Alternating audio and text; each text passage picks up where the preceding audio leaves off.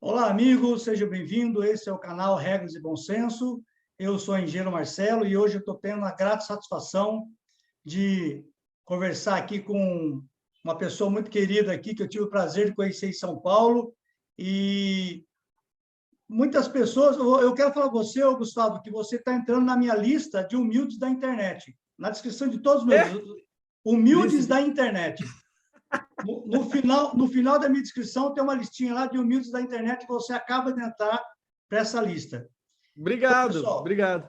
pessoal, se acomoda aí, fica à vontade, vamos ter um bate-papo legal aqui com esse amigo, empresário, youtuber e comentarista político. Toca a vinheta.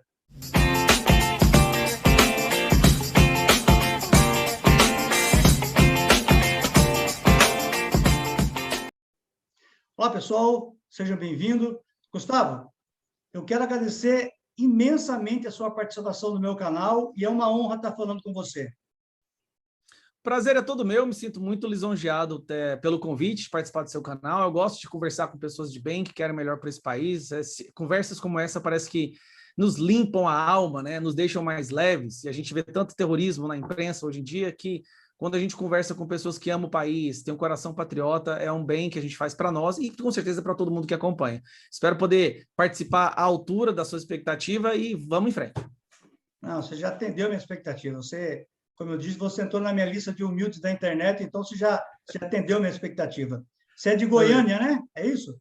Sim, Goiânia, nasci, cresci aqui, amo a minha cidadezinha. Ela é uma cidade grande com um espírito de cidade pequena, né? Nós temos toda a estrutura de uma cidade grande, mas a gente ainda tem aquela coisa de dar bom dia na rua para quem a gente não, até para quem a gente não conhece. É um povo muito amistoso. Eu gosto muito da minha cidade, do meu estado. É, muito bom. Você é empresário, é isso também, né? Sim, eu tenho já há 8 anos aqui uma escola de inglês que fica aqui Pode, perto da minha casa. pode falar o nome, não E tem problema não, pode falar. chama Gustavo Geyer Language Institute. Ela tinha Sim. outro nome antes, só que aí eu mudei, porque conflito com o nome de uma outra escola que existe no sul do Brasil. Eu falei, não, vou colocar meu nome na escola, que daí não vou ter problema mais de ter conflito com o nome de outras escolas. É uma paixão minha, eu sou professor de inglês há 21 anos, Legal. amo dar aulas, é algo que sempre me preencheu e ter uma escola foi um sonho meu que foi realizado. Muito bom. Eu tive a honra de conhecer o Gustavo na manifestação dia 1º de maio em São Paulo, né, Gustavo? A gente estava lá naquela Foi. manifestação lá em prol do governo, das pautas aí de direita, de conservadorismo. Eu autorizo. Eu autorizo, justamente. E eu tive a honra de conhecer o Gustavo, e eu venho acompanhando você há muito tempo, Gustavo, pela internet. Inclusive, eu vi uma entrevista tua, um bate-papo teu com uma pessoa, você falando sobre essa geração que está chegando agora, que foram educados pela pátria educadora do PT, que estão chegando aqui agora. Eu achei maravilhosa aquela análise. Dá uma síntese para a gente aqui lá. Bom, vamos lá. Muitas pessoas reclamam da queda da qualidade do ensino. Só que as pessoas reclamam da queda da qualidade sem ter sentido ainda o real resultado dessa queda dessa qualidade. Porque o real resultado da sociedade só percebe quando essas pessoas têm que partir para o mercado de trabalho, que é quando elas têm que começar a produzir. Até então, crianças, adolescentes, sustentados pelos seus pais, a queda do QI, a queda da capacidade de interpretação textual, isso não impacta na sociedade, porque eles ainda estão em um outro universo, que é o universo acadêmico. A partir do momento que essas pessoas, essas crianças e jovens, atingem uma idade de entrar para o mercado de trabalho, aí que o impacto começa a ser sentido. E nós estamos agora começando a sentir esse impacto, porque ainda existem algumas pessoas que chegam com capacidade de interpretação, de cálculos básicos, mas uma parte crescente, que em pouco tempo vai se tornar a maioria, são aquelas pessoas que não conseguem ler um manual de celular, é o exemplo que eu sempre uso, né? Que não conseguem fazer cálculos básicos de matemática, vão chegar numa idade de produzir, certo? Para o nosso país, porque é isso que nós devemos fazer como cidadão, a gente não pode só ficar atrás dos nossos direitos, nós temos que escolher as nossas obrigações, é isso que nos torna adulto, inclusive. Só que essas pessoas vão ser incapazes de exercer qualquer função que exija o mínimo de capacidade cognitiva. Então, nós vamos ter uma massa crescente de pessoas que não serão capazes de produzir e que vão depender do Estado, que é exatamente o que a esquerda quer. O que eu falo é que a esquerda ela não errou na educação, pelo contrário, Marcelo. Esse foi o plano mais bem executado da esquerda, foi o que eles estão fazendo e fizeram com a nossa educação. A esquerda quer um Estado totalitário, onde todos dependam do Estado, certo? Que é basicamente a definição de fascismo. Só que para que isso aconteça, eles têm que ter pessoas ali que não saibam pensar, que não saibam interpretar, que não saibam buscar informações, que não saibam trabalhar para depender do Estado. Sim. E ele está produzindo em massa. Isso para mim ficou mais claro ainda ao ver essa tentativa de manifestação contra o Bolsonaro no sábado passado. Para você que vai publicar talvez semana que vem, mas no sábado, dia 29, né? 29. No sábado do dia 29, o que nós percebemos ali? Jovens que escreviam Universidade Livre com C. A pessoa está fazendo universidade e não sabe escrever a palavra universidade. Então, o que nós vimos ali é uma geração que foi ensinada a odiar. Eles não são ensinados a ler, não são ensinados a calcular, não são ensinados a seguir, a ter suas obrigações, a serem adultos, são ensinados a odiar para se transformar em uma infantaria. E quem vai pagar por isso somos nós, a geração anterior, que não vamos ter como sustentar todo esse mar de pessoas incompetentes. E olha, não é culpa deles. Eu quero terminar essa fala, essa resposta. Muitas pessoas ficam com raiva desses jovens que estão nas ruas. Sinceramente, não é culpa deles. Eu acho mais que é culpa nossa. Nós deixamos que a situação chegasse nesse ponto. Nós não tomamos uma ação, não tivemos uma reação antes. Então, a criança, o jovem, quando ele desrespeita, quando ele não sabe regras, a culpa não é dele, a culpa é da geração que está ali acima dele, que deveria passar essas informações. E essa geração fracassou terrivelmente. No momento que nós confiamos na esquerda, a geração passada confiou, acreditou ou duvidou que a esquerda poderia ser tão perigosa quanto nós imaginávamos. Eu tenho uma coisa que eu acho muito interessante, Gustavo, que quando era... Você tem quantos anos você tem? Eu tenho 40. Tá novo, eu tenho 53. Quando eu estava lá bem... Mas eu tenho quase o mesmo tanto de cabelo branco que você já. Quando eu estava lá bem jovem na escola, eu lembro que a minha mãe, quando ela ia comprar um material de escola para a gente, não sei se acontecia isso com você, mas comprar um material de escola, a gente cuidava de pedir para ela, e ela já se prontificava a fazer isso, de comprar aqueles lápis que tinha tabuada, caderno com o hino nacional atrás, a régua que já vinha com o hino nacional, o estojo já vinha tudo organizadinho, já vinha ali com umas formas, a gente colocava as formas para a gente decorando, a professora chegava e já pedia, amanhã vai ter chamada de tabuada, e a gente tinha que saber no pé da letra ali a tabuada. Então, eu acho que os pais também pecaram muito, né? Os pais, eu acho que eles deixaram os filhos um pouco andar um pouco, não tem mais... Eu não vejo mais falar de pai que senta com o filho e pega o caderno, lê, encapa o caderno com aquele cuidado que tinha comigo, talvez tivesse com você. Os pais têm um pouco também dessa culpa aí, né, Sal? Eu acho que os pais têm uma grande culpa disso, sim. A nossa principal função é proteger os nossos filhos. É isso. Na verdade, a função do homem adulto, da mulher adulta, e só existe homem e mulher, é proteger os nossos filhos, a próxima geração. É para isso, o resto tudo é ilusão. Sim. Só que para proteger a próxima geração, nós temos que saber primeiro identificar quais são os perigos. Nesse aspecto, nós erramos terrivelmente. A geração passada, a geração que eu faço parte, a geração anterior, falhou totalmente em perceber os graves riscos que nós estávamos deixando entrar nas nossas casas, nas nossas salas, no nosso seio familiar. Nós não percebemos o quão nefasto eram as ideologias e as certas bandeiras que eles levantaram. Vou dar aqui alguns exemplos. Nos anos 80, nos anos 90, houve aquela onda de falar, não, porque está na hora do feminismo, né? O feminismo é uma coisa boa. O que o feminismo realmente fez? O feminismo ensinou que mulher não precisa estar junto com o homem. Gustavo, mas você acha que a mulher precisa do homem? Acho, como eu acho que o homem precisa da mulher. Sim. Eu acho que nós precisamos uns dos outros para poder criar filhos sadios. Sim. Então começou a onda do divórcio, né? E ensinando homens, por exemplo, que os homens têm que abandonar o trabalho. Vamos explicar. Feminilizando os homens, masculinizando as mulheres. Isso causou uma confusão tão grande no tecido da nossa sociedade que agora nós temos uma quantidade gigantesca de jovens com distúrbios mentais, transtornos compulsivos, propensos à droga, à depressão, suicídio, com dificuldade de aceitar a autoridade. E isso em parte também pelo ensinamento da ideologia do Paulo Freire, não o método, mas a ideologia do Paulo Freire.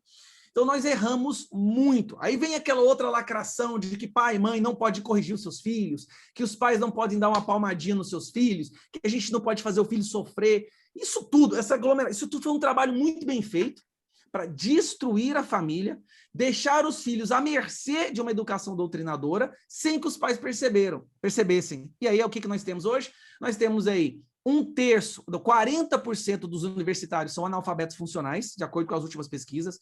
2/3 dos jovens que saem do ensino médio não sabem cálculos básicos de matemática. Cálculo básico, gente, é tipo 2 vezes 3, tá? Só para você entender o que eles não sabem. Eles não conseguem calcular 2 vezes 3. Pessoas que estão entrando na faculdade. E aí nós temos as faculdades que formam militantes, não profissionais, pessoas que formam ideologia de gênero, estudos de gênero e coisas que não têm nada a ver. Faculdades que não ensinam a verdade, como muitas vezes jornalismo, história, geografia, direito, transformando as pessoas em militantes. Então, eles estão criando uma infantaria justamente na instituição, que é aquela que foi criada para produzir a geração que vai melhorar a qualidade de vida do país, que são as faculdades. Sim.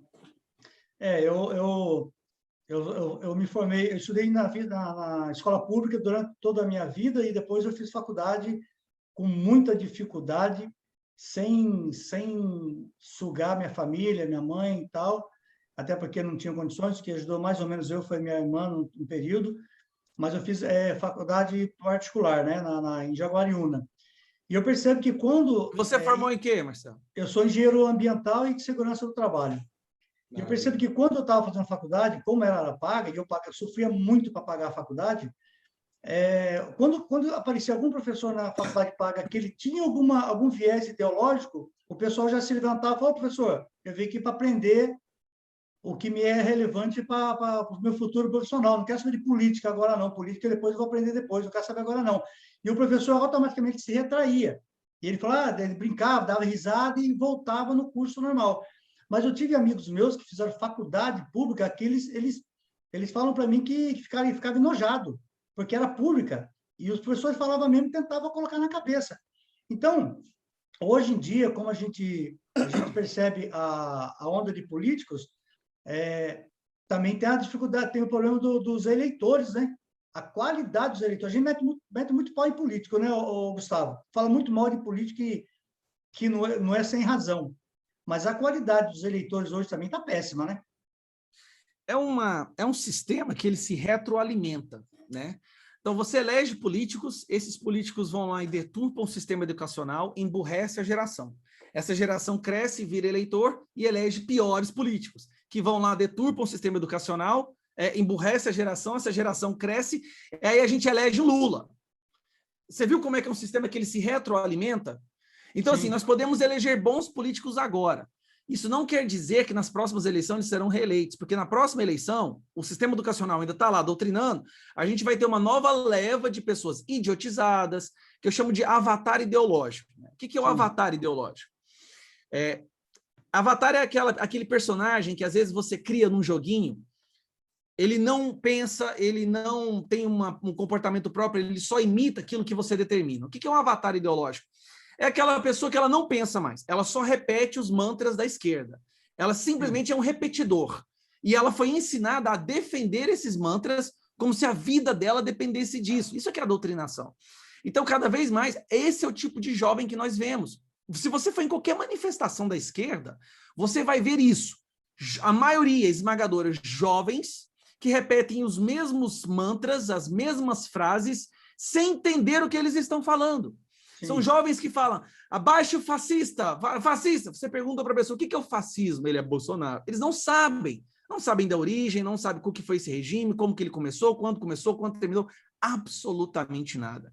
E são essas pessoas que a imprensa defende ainda como se tivessem a razão. Por quê? Porque hoje a imprensa ela é constituída pela geração doutrinada anterior, que foi lá, tomou o lugar dessa entidade, e hoje tem como função proteger, enaltecer e dar a chancela para essas ações, dessa destruição da mente dos nossos jovens.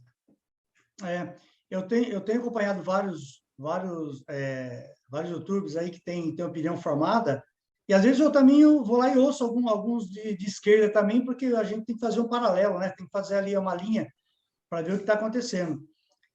E o incrível é que eu acho que você já sentiu isso na pele, né? Que você é uma pessoa, um ativista, que faz uma análise muito crítica, muito boa da política, que quando você começa a conversar e você começa a refutar algumas coisas, contrapor alguma coisa, que acaba o argumento, vem a ofensa pessoal, né? Sempre. Já vem a ofensa pessoal. E já percebo bastante isso. Você já atacaram muito você nessa parte, ou Gustavo?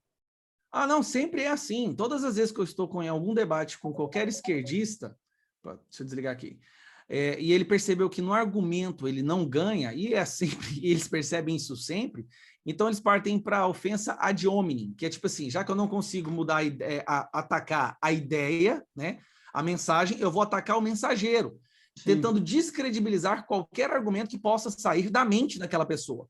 Eles fazem isso com todos, fazem isso com o Olavo de Carvalho constantemente, com vários, com Alan dos Santos, com os youtubers, com o presidente. Se a gente não consegue atacar o argumento dele, vamos atacar a pessoa. Esse próprio mantra de xingar as pessoas de fascista, negacionista, que mais? E todas essas porcarias aí que eu nem lembro, é porque eles sabem que no argumento eles perdem. Então o que eles têm que sim. fazer? Eles têm que pintar para a sociedade que aquela pessoa é tão ruim, que você não pode nem escutar o que ele tem para falar. Porque o perigo é justamente aquela pessoa ser escutada. Só esse é o grande perigo da esquerda. É que pessoas que defendam a verdade, pessoas sensatas, comecem a ter voz. Porque se você escutar a pessoa, não tem como negar. Não, o que essa pessoa está falando é totalmente verdade. Eu não sei o que aquele outro lá estava falando, mas é mentira, porque aqui está a verdade. E a verdade, ela é perceptível, né? Quando você escuta, parece que um radar dentro da nossa cabeça toca e fala, isso faz todo sentido. Então, a única função, a única saída deles é atacar a pessoa, né, o mensageiro, para que a mensagem seja descredibilizada. Sim. E como que você vê aí a atuação Você faz uma análise bastante crítica, eu venho acompanhando seus vídeos aí, que você vem colocando bastante vídeos curtos no YouTube constantemente, mas com coerência aí. Como que você acha que o governo em si, ele vem atuando aí no cenário nacional, tanto no geral, não só na Covid, né? Porque a Covid a gente já está vendo que a narrativa está caindo por terra a cada momento, né? Mas, no geral, como que você vê o governo Bolsonaro? Então, vamos lá. O motivo de eu defender o governo Bolsonaro não é porque eu sou bolsonarista. Eu sou bolsonarista e eu defendo o governo Bolsonaro porque eu analiso os atos e efeitos desse governo. Eu analiso o perigo que seria se esse governo não estivesse lá, se tivesse um PT ou qualquer outro. Esse presidente é o melhor presidente que o Brasil já teve em todos os aspectos. Ele só não é melhor, tá? Porque existe uma máquina de força impressionante trabalhando ativamente para impedir que as ações dele sejam levadas adiante. Mas no pouco que ele conseguiu fazer, foi fenomenal. Vamos analisar. A queda do PIB durante a pandemia no mundo inteiro foi absurdamente alta, em torno de 8%. O Brasil teve uma queda do PIB de 4%, ou seja, metade do que os analistas haviam previsto.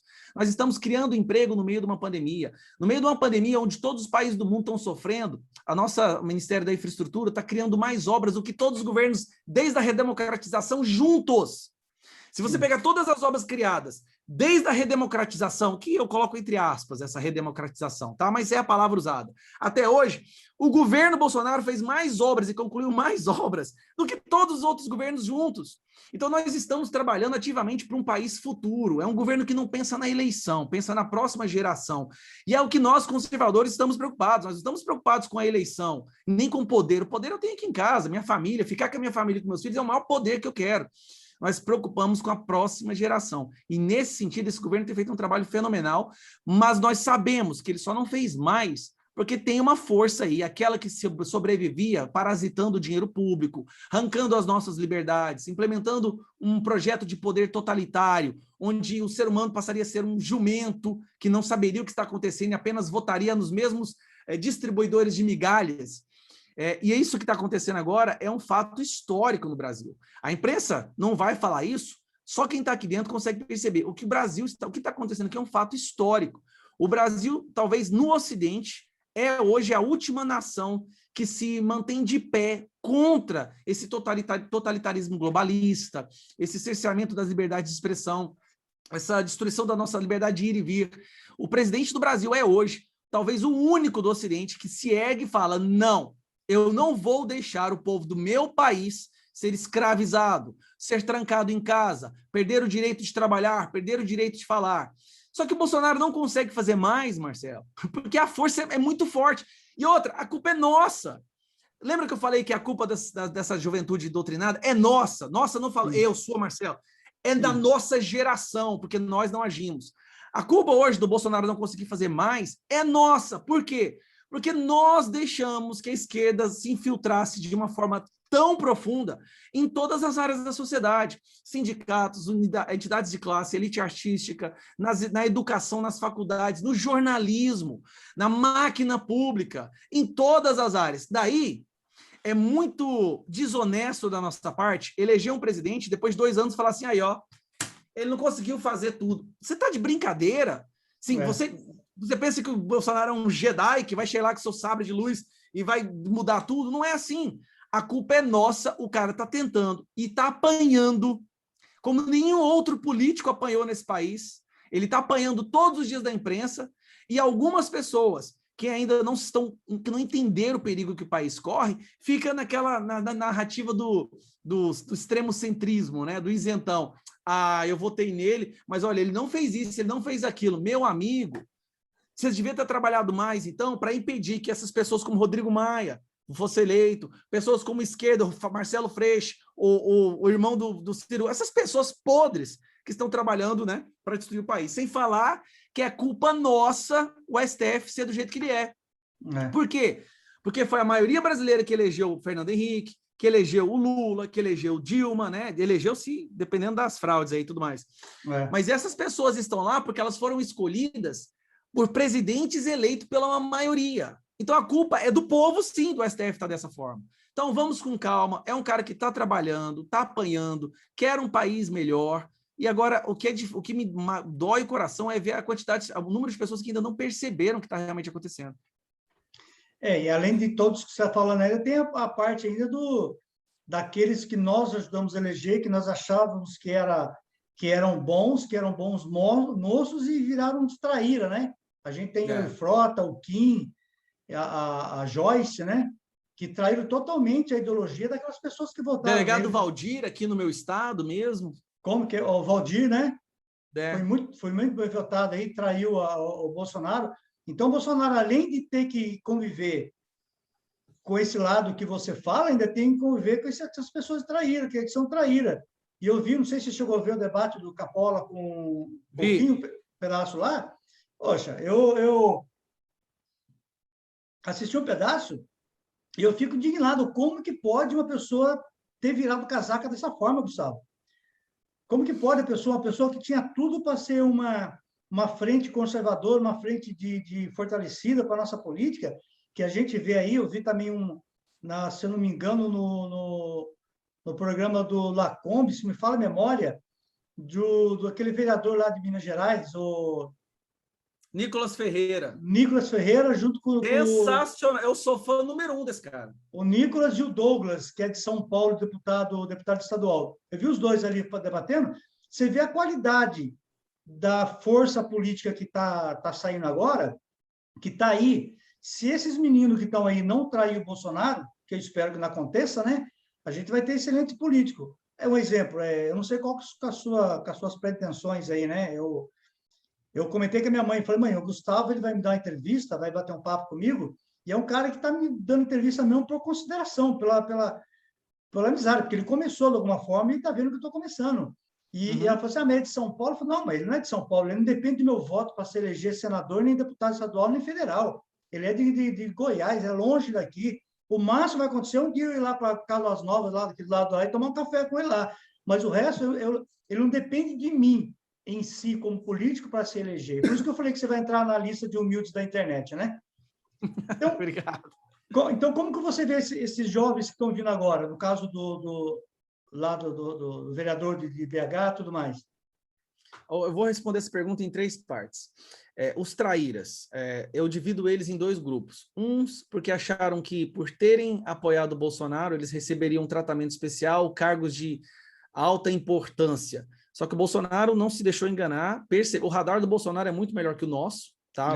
Vamos dizer isso, muito melhor que o nosso. Isso ficou claro quando o Moro saiu, né? Antes disso, ele tinha escolhido não colocar o Moro no STF. Hoje nós damos graças a Deus que isso aconteceu. Então ele está lá dentro da máquina, ele está vendo o que está acontecendo. E ele foi percebendo que essas pessoas eram traidoras, não deu espaço para elas e elas se voltaram contra eles. O objetivo dessas pessoas nunca foi defender direito ou ser o conservadorismo. Como o conservador, Marcelo, ele tem uma rejeição meio que instintiva a entrar para a política. Porque o que nos torna conservadores, tá? Não é ter iate ou viajar pelo mundo ou muito dinheiro. Eu quero simplesmente criar meus filhos e cuidar da minha família sem intervenção do Estado. Só isso. É simples, cara. O que nós queremos é muito simples. Eu quero poder, no domingo, sentar numa mesa de madeira, que nem o Abraham Weintraub falava, no jardim da minha casa e comer com meu filho, com a minha filha, com a minha esposa, com a minha sogra, e a gente poder falar besteira e rir. E que eles possam voltar para sua casa, minha sogra, sem ser assaltada no caminho. A gente não quer muita coisa. Nós não temos essa megalomania de querer mudar o mundo, certo? Então, o conservador, ele tem uma rejeição à política, porque nós vemos a política como realmente algo muito sujo, podre, e a gente tem uma aversão a tudo que é podre e sujo. O que acontece? Pessoas podres e sujas se pintam de conservadores, e aí a gente, desesperado por ter alguém que nos represente lá, colocamos essas pessoas lá, certo? Bom, em grande parte nós erramos, né? Mas assim, para equilibrar, nós erramos em grande parte, mas o acerto no presidente foi tão grande que equilibra, né? Nós acertamos no presidente. Eu acredito que o nosso filtro agora esteja bem mais vamos dizer, eficiente no que diz respeito a escolhas nesse sentido. No caso do Kim Kataguiri, o que é aquilo ali? O Kim Kataguiri, lá no impeachment da Dilma, o MBL, eles se projetaram muito. Eles desenvolveram na cabeça deles que eles eram gigantescos, impossíveis de ser destruídos, que eles conseguiriam manipular a opinião. Eles se acharam a Globo da política, que conseguiriam manipular a opinião de todo mundo. E aí perceberam que não é bem assim, não funciona. O Kim, ele é um revolucionário da direita. O que é o revolucionário da direita? O que o conservador é? A gente quer mudança, mas tem que ser mudanças com muito cuidado, com muita cautela, porque qualquer mudança drástica na sociedade leva à destruição, leva à ditadura, leva a caos social. Então, nós queremos mudanças graduais. O Kim Kataguiri dentro da ética e dos valores, né? Dentro da ética e dos valores.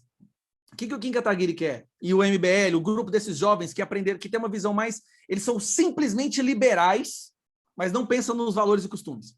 Tem que mudar tudo, bora chegar, derrubar a casa, destruir a casa inteira e reformar do zero. É exatamente a mesma forma de pensar da esquerda.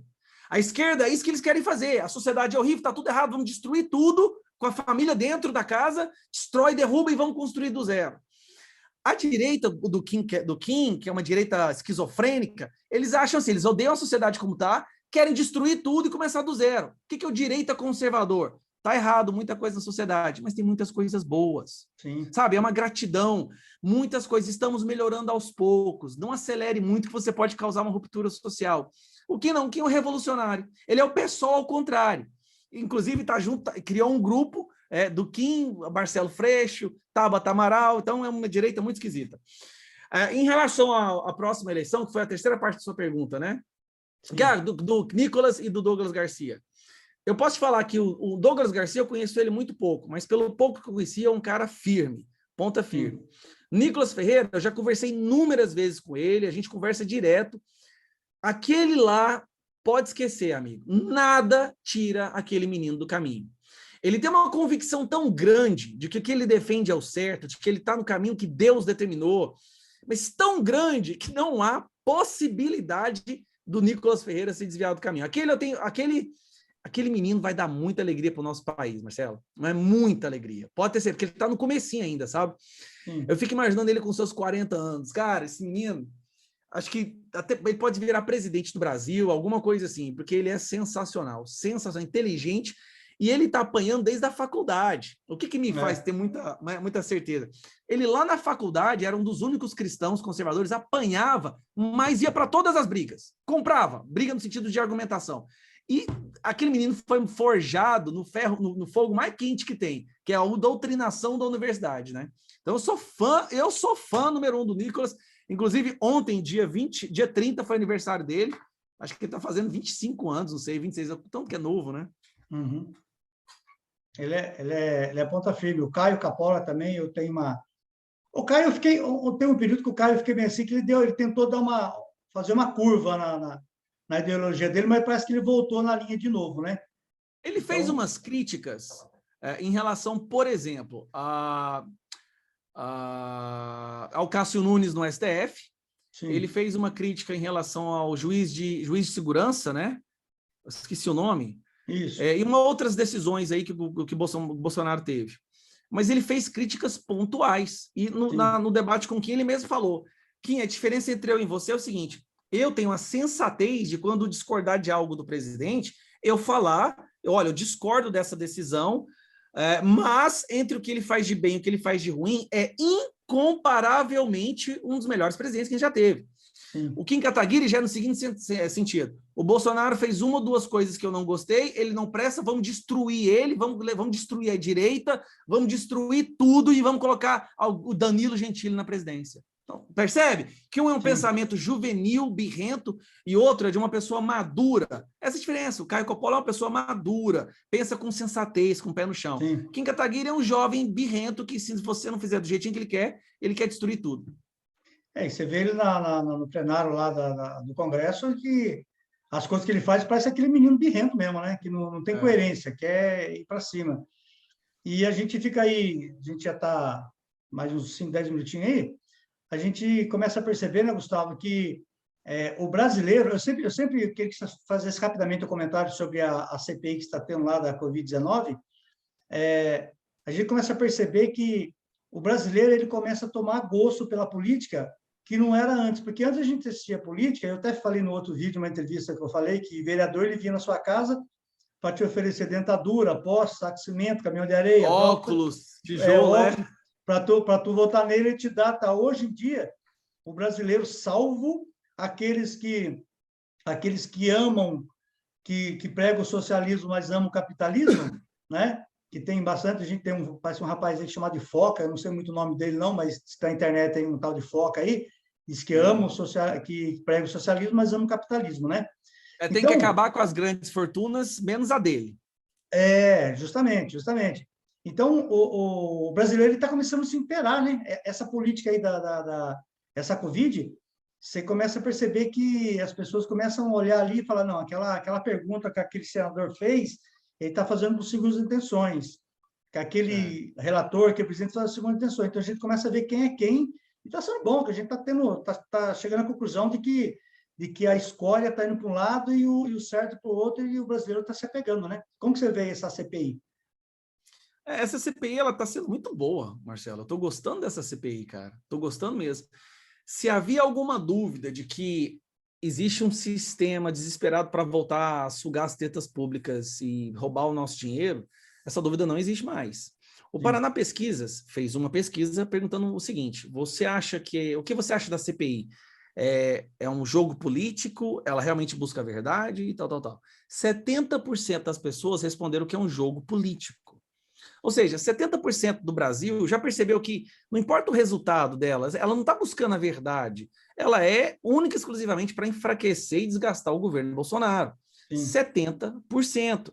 Então, nós temos uma CPI que está mostrando, por exemplo, que a imprensa acha normal bandidos, condenados, réus por desvio de verba da saúde, um presidente da CPI que teve a família inteira presa por desviar verba da saúde no seu estado, Renan Calheiros, que é um dos criminosos que mais tem réus e mais processos lá no Senado, estão chamando para depor, tentando humilhar e ridicularizar pessoas honestas. E a cada vez que eles tentam fazer isso, e a gente vê que o Pazuello, a doutora Maíra, responde com aquela propriedade, aquela calma, serenidade de quem está do lado da verdade, e eles agem como se fossem gangster fazendo linchamento público. Cada vez mais as pessoas sabem de que lado elas têm que ficar. Está ficando cada vez mais claro.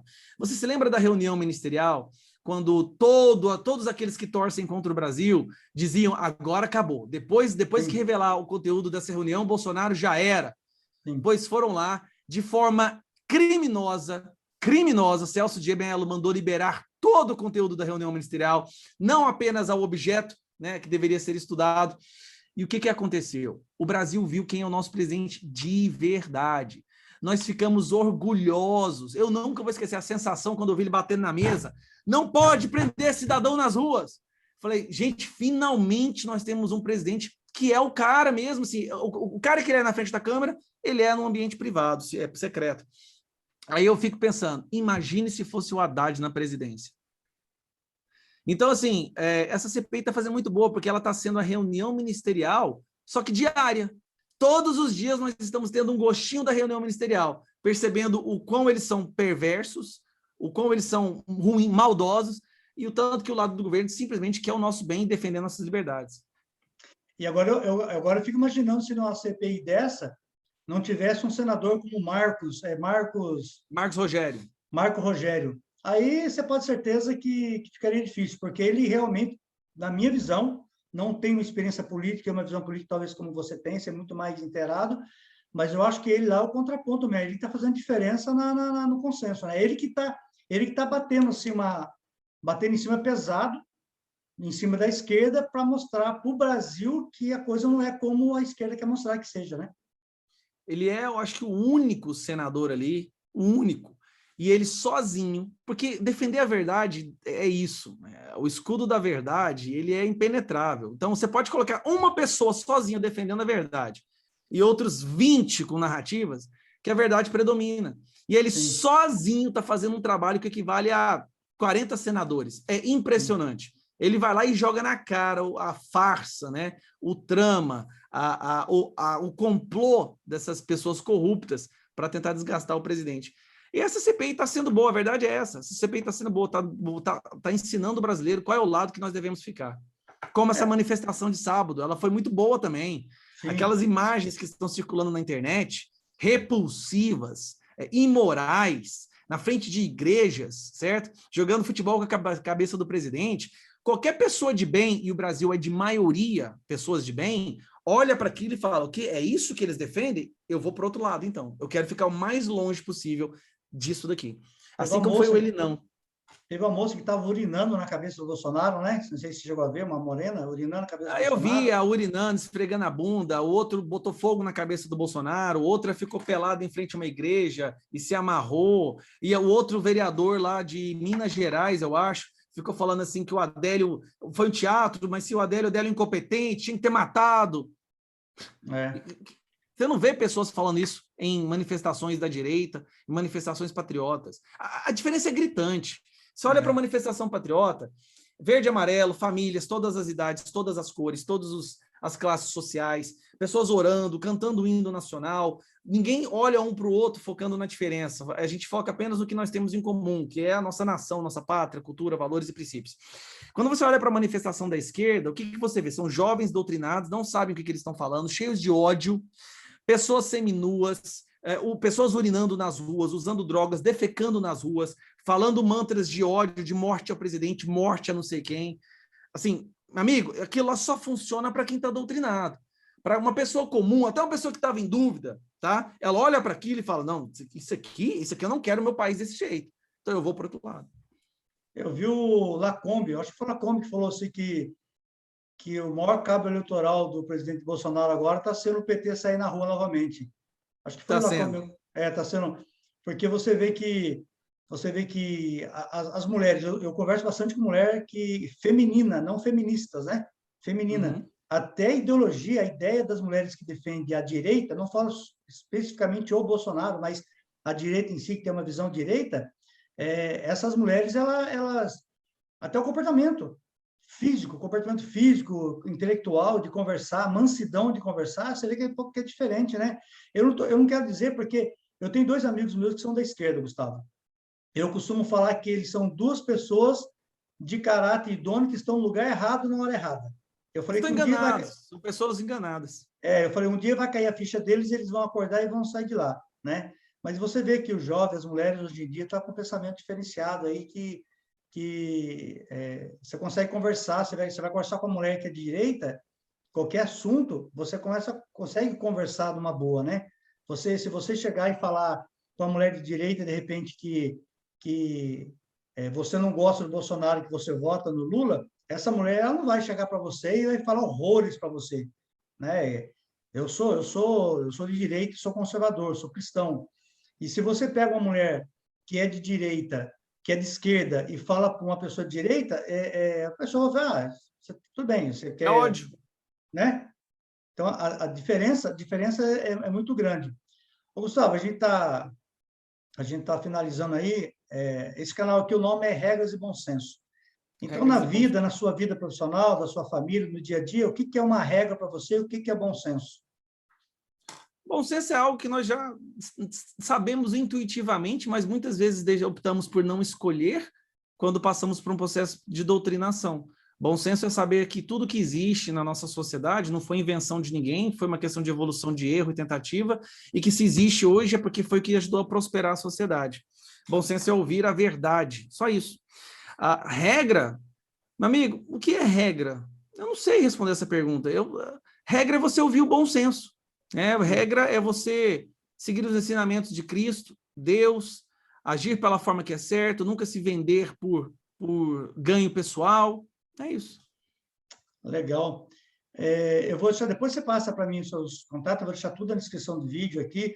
Se você quiser também, puder passar para mim o endereço eletrônico da sua escola de inglês, não sei se ela tem, mas você passa para mim, vou deixar aqui na descrição. Eu vou repostar, depois você passa para mim o link quando você postar, que eu vou repostar essa entrevista no meu canal também. Sexta-feira já vai estar, eu vou subir ele sexta-feira agora. Tá? Já vou digitar ele, que toda sexta eu subo ele, já vou passar assim para você subir no seu canal. Você torce para o Goiás ou não? Cara, eu não sou de acompanhar futebol. Eu joguei muito futebol, muito, mas eu não sou de acompanhar futebol hoje. Né? Não sobra tempo, a gente tem que acompanhar tanta política que não sobra tempo para acompanhar futebol. Eu estou dando aula, cuidando da escola, ou estou acompanhando a política. Você é casado e tem filhos, né? Não é isso? Sou casada, estou com a minha esposa, minha primeira namorada, estamos juntos há 21 anos, a gente tem 17 anos, 22 anos, na verdade, ó. 22 anos, e tem um filho de 18 e uma filha de 15 com ela. Meus parabéns, isso é louvável. Na minha igreja tem um senhor que faz, se eu não me engano, 48 anos que é casado. Isso é lindo. É lindo, eu adoro histórias de muito tempo juntos. São pessoas que aprenderam a conviver com as diferenças umas das outras, porque todo casamento tem diferença, né? E eu sou muito feliz. Nós éramos adolescentes, gente. Eu tinha 17 anos, ela também. E a gente tá são 23 anos. Agora eu tenho que contar isso direito. Conta direito, para não ter problema.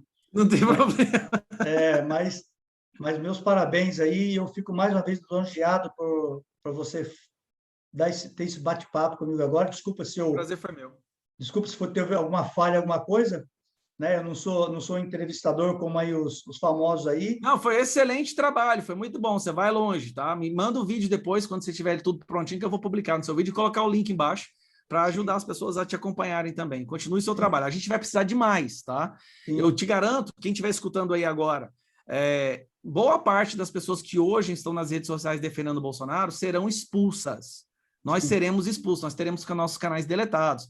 Então, a gente precisa que uma nova leva de pessoas, a legião da verdade, vamos dizer assim, nós precisamos que uma nova leva se ergue agora e ocupe esse lugar e que se multipliquem. Tá? Eles podem derrubar, onde eles derrubarem um, que surjam dois. Sim, com certeza. Então, eu agradeço você aí e Deus abençoe você, a tua família, teus filhos, que seus filhos cresçam na graça, no conhecimento e na bênção de Deus. E eu sempre deixo aqui uma mensagem da Bíblia no final aqui do meu canal para as pessoas. Né? Salmos fala lá que feliz a nação cujo Deus é o Senhor. E a nossa nação é de Deus e a gente tem que ter essa convicção aqui, né? Respeitando todas as religiões, respeitando até o ateu que não acredita em Deus, mas com a convicção do que é certo e do que é errado. Tá bom, Gustavo? Muito obrigado aí. E eu que agradeço, obrigado pelo espaço, tá bom? E a gente se fala de novo aí mais na frente, quando você quiser. Não, com certeza absoluta. A gente vai conversar assim. Foi uma honra imensa estar falando com você. Obrigado, Deus te abençoe, viu? Deus te abençoe.